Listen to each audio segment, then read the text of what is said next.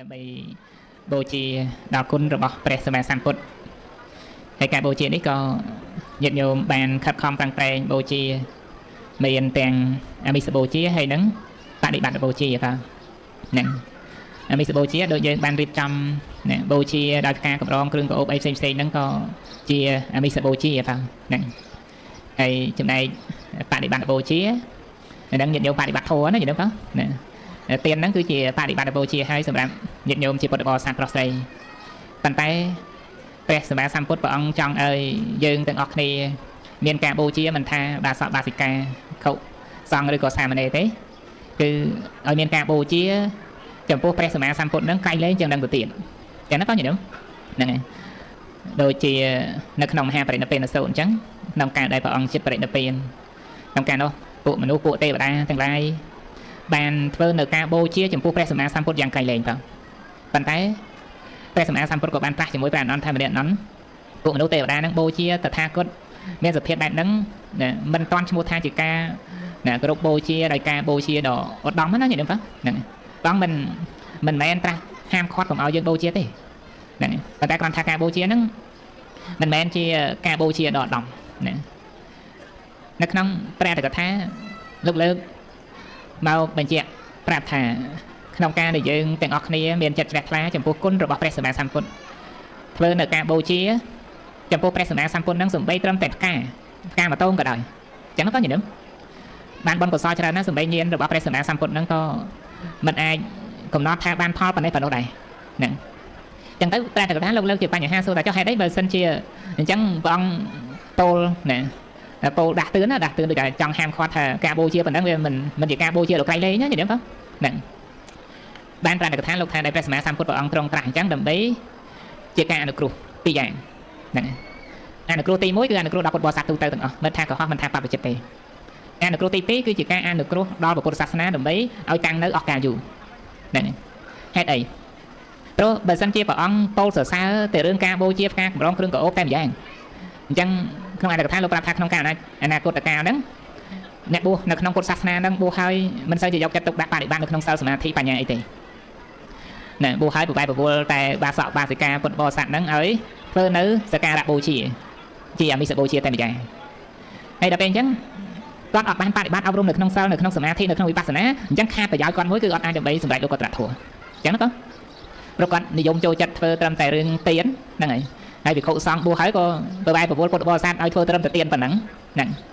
ដល់ពេលអញ្ចឹងព្រះអង្គថាលោកថាដែលព្រះសម្មាសម្ពុទ្ធព្រះអង្គទ្រង់ពោលហាមឃាត់តើតើរឿងថាការបូជារឿងសក្ការៈផ្សេងហ្នឹងវាមិនមែនជាការបូជាដ៏ឧត្តមមិនមែនជាការបូជាដ៏ក្រៃលែងណាហ្នឹងបងពោលអញ្ចឹងគឺដើម្បីជាការអនុគ្រោះដល់ពុទ្ធបរិស័ទដែរហ្នឹងទាំងភិក្ខុសង្ឃទាំងទាយុទាយិកាហ្នឹងហើយកុំឲ្យគិតហ្នឹងបូជាព្រះអង្គត្រឹមតែប៉ុណ្ណឹងបានណាគ្រប់គ្រាន់ហើយបានបុណ្យកុសលច្រើនរាប់មិនបានប្រមាណអស់ហើយចាំបាច់ធ្វើទៀតហ្នឹងហើយ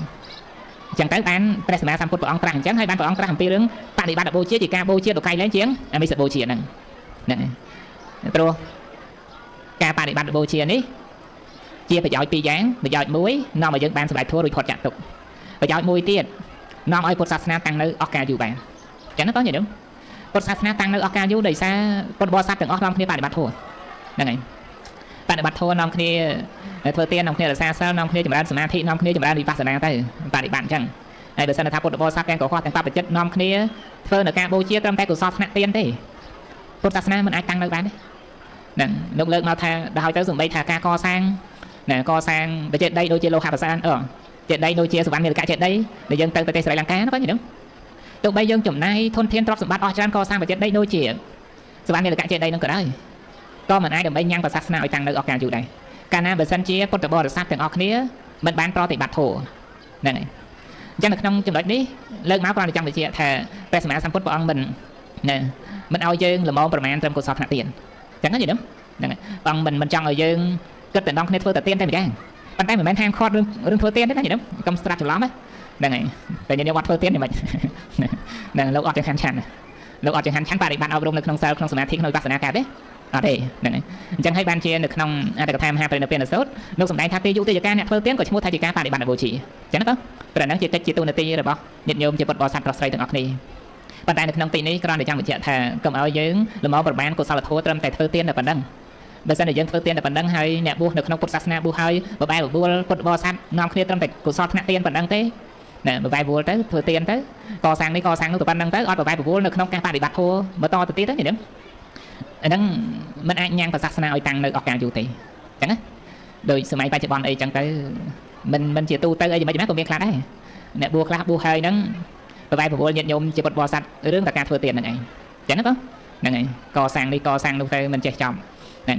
ងអញ្ចឹងគ្រាន់តែជាការសិក្សាទៅនៅក្នុងមហាបរិនិព្វានសូត្រហ្នឹងឃើញចំណុចហ្នឹងមួយល្អក៏ដែលព្រះសម្មាសម្ពុទ្ធទី1ព្រះអង្គអនុគ្រោះដល់ពុទ្ធបរិស័ទទូទៅទាំងភិក្ខុទាំងឧបាសកឧបាសិកាកុំឲ្យណែនាំគ្នាបូជាព្រះអង្គតែរឿងកុសលថ្នាក់ទានអញ្ចឹងណាបងត្រូវបដិបត្តិបន្ថែមអប់រំនៅក្នុងសិលនៅក្នុងសមាធិនៅក្នុងវិបស្សនាអីបន្តទៀតទៅហ្នឹងដើម្បីជាប្រយោជន៍ជាបនិស័យឲ្យបានរួចផុតចាក់ទុកប៉ុន្តែមិនមែនបដិស័យថាការដែលយើងធ្វើទានបូជាចំពោះព្រះសម្មាសម្ពុទ្ធហ្នឹងមានផលតិចទេអ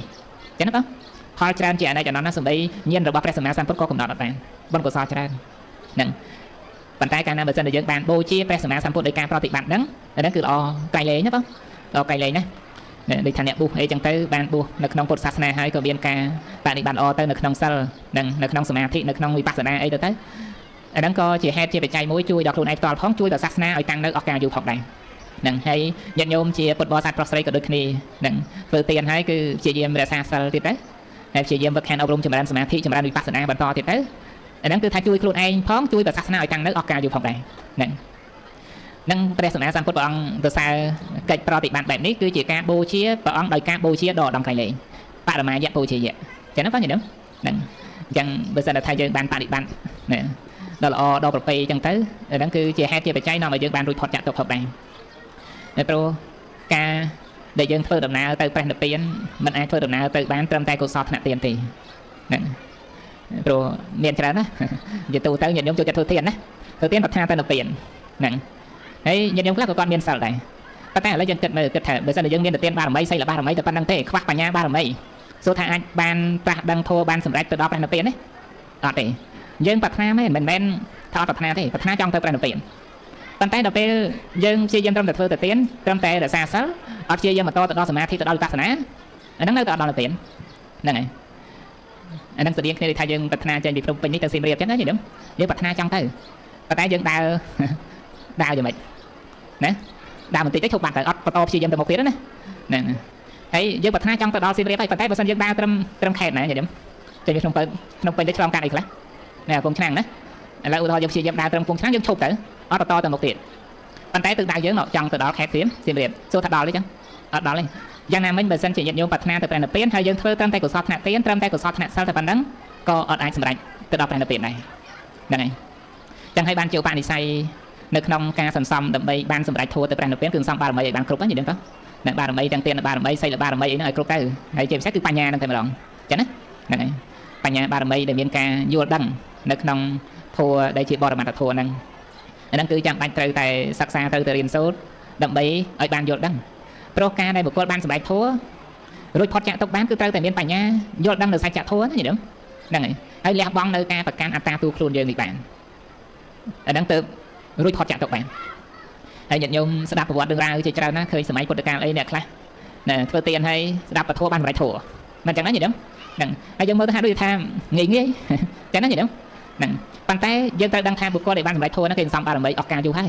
ហ្នឹងដោយបាសិកាវិសាខាអីចឹងធ្លាប់បួសធ្លាប់អីញាតិញោមធ្លាប់បួសបប្រតិបត្តិអប់រំនៅក្នុងសិលនៅក្នុងសមាធិនៅក្នុងវិបស្សនាអីសិតតែធ្លាប់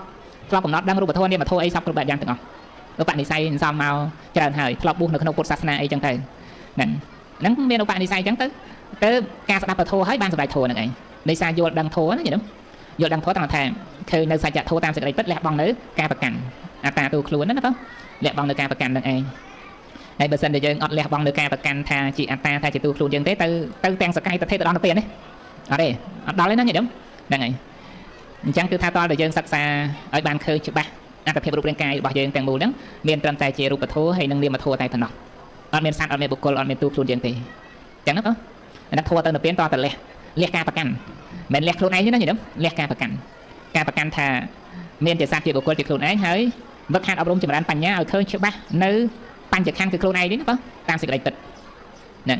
ហើយឃើញមានអីរូបវេទនាសញ្ញាសង្ខារវិញ្ញាណអញ្ចឹងណារូបនេះគឺជារូបធម៌តែវេទនាសញ្ញាសង្ខារវិញ្ញាណគឺជានាមធម៌តែហ្នឹង nắng ai khơi cho bạn ở đi rùm anh đi niệm ai rùm nắng bây giờ cả đang có miền bề chạy bảo vì cả đang thấy chẳng nói gì đúng nè hay niệm mà thua bây giờ tình nhà sang khang bên nhiên bây giờ cả đang có miền bề chạy rồi đó niệm mà thua đang thấy hay tàng rùm mà thua tàng niệm mà thua cao thấy có được lót bạch tới vì ăn miền chị ăn ta thì tu luôn rùm năng niệm tiền tàng rùm năng còn miền tu luôn biết tàng niệm năng còn miền tu luôn về tiền nè nơi tây na đại ban vô khơi cho bạn chẳng tới đang bị chị hai chia bề chạy nó mà dừng ban sụp đại thua từ đó nó tiền đó để dân trong tên được tiền đó trong tên được tiền để thay chia bờ đó mà sốc quay lên đó cứ to thì dân lẹt ca và can xanh đợt rạp na dân đầu biên ca và can hôn hai thay thì dân thế đợt rạp đúng mình nghe chụp bật nó dịch đây sốc dàn quay lên thì ọt thì bên đâu biên ca và can upa tiền đó gì đúng pa tiền do khơi thả sản của cô tu lên dân miền làเป็น những cái chê tích khẩn mình chẳng đấy cái chê đó chê cái chê dữ đang khẩn cả tục mình chẳng đấy hay tọt sập bạt bỏ dân ở đây vậy chuyện bỏ dân từng ngõ nó tê được bỏ từng ngõ nó về pre pro vì nhà bạt bằng tới cả tục nè đây sai dân và can thay dân miền vật thổ chia được bỏ dân miền chẳng có gì đúng nè đợt làm nay nơi biên ca và can rồi biển đấy đầm này tầm hai tập thể miền nhé chẳng cứ với áo chỉ vật dân nó chụp và can nó sẽ đây tục tràn pre ở đây giờ có lúc này sẽ đây sọc tràn chừng dân trong chật lúc mình sâu chỉ và can khẳng có gì đúng nè ở sâu và can khẳng tục khẳng nè can hùng hay tràn khẳng tục có khẳng đây bàn tayនៅពេលណាដែលយើងបានបដិបត្តិធម៌យល់ដឹងនៅក្នុងជីវិតដឹងបានច្រើនកាត់បន្ថយការប្រកាន់ការហួងហែងការត្រូវការចង់យ៉ាងនេះចង់យ៉ាងនោះបានច្រើនអាហ្នឹងសេចក្តីសុខក៏កើតច្រើនដែរអញ្ចឹងណាសេចក្តីសុខក៏កើតច្រើនដូច្នេះសរុបរួមនៅក្នុងគោលធម៌ខាងដើមអាត្មាគ្រាន់តែចង់បញ្ជាក់ដាស់តឿនដែលព្រះសម្មាសម្ពុទ្ធព្រះអង្គអត់ទៅសើណាយល់ទេអត់ទៅសើរឿងការបូជារឿងការកម្រងគ្រឿងកោបអីទាំងអស់ហ្នឹងឲ្យព្រះអង្គសរសើរអំពីរឿងការប្រតិបត្តិខ្ពស់ជាងដឹងទៅទៀតណាសរុបរួមមកបែរថាព្រះអង្គមិនសរសើររឿងកុសលថ្នាក់ទានតែម្យ៉ាងទេចឹងណាដែលថាជាការបូជាព្រះអង្គហ្នឹងព្រះអង្គសរសើរគុណធម៌ខ្ពស់ជាងកុសលថ្នាក់ទានទៀតដើម្បីឲ្យពុទ្ធបរិស័ទទាំងឧបាសកឧបាសិកាទាំងបព្វជិតនឹងឯងធ្វើនៅការបូជាព្រះអង្គឲ្យក្រៃលែងជាងកុសលថ្នាក់ទានចឹងណាហ្នឹងហើយនៅពេលណាដែលយើងបូជាព្រះអង្គដោយគុណធម៌ខ្ពង់ខ្ពស់ជាងកុសលថ្នាក់ទានហ្នឹងទៀតទៅអាហ្នឹងគឺថាធ្វើឲ្យយើងហ្នឹងមានឧបនិស្ស័យនៅក្នុងការត្រាស់ដឹងនៅសច្ចធម៌រួចផុតចាកទុក្ខផងហើយម្យ៉ាងទៀតនោះក៏ជាការជួយប្រសាសនាឲ្យតាំងនៅអកាលយូរផងដែរបាទសូមអនុមោទនា